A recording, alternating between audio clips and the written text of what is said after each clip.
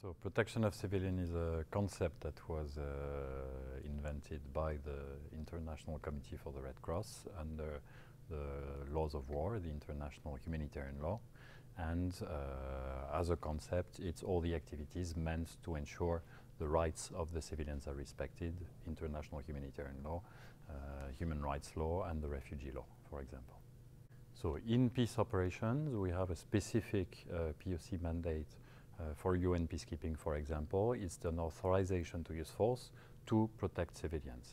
So normally it's a main responsibility of the state, a sovereignty, core sovereignty responsibility of the state, but peacekeeping operations can unilaterally use force in support of the state, preferably, to protect civilians as well.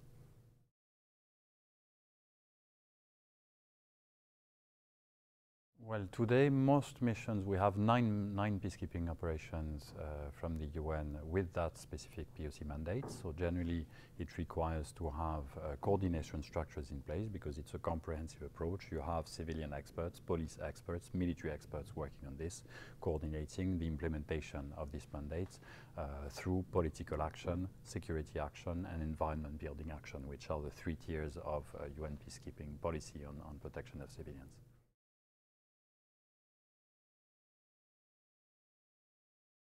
For UN peacekeeping, there's a main issue of capacity.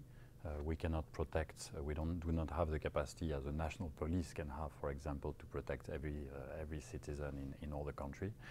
So there's an expectation that is very high on the missions, while the capabilities should be focused on addressing the strategic threats related to the conflict and not every instance of violence affecting civilians.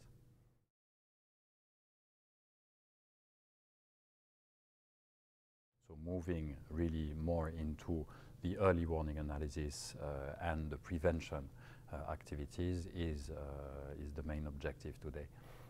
And as well trying to avoid too military-focused solutions and for the security action to be embedded in an overall political approach that would contribute to the implementation of the peace process in the long term.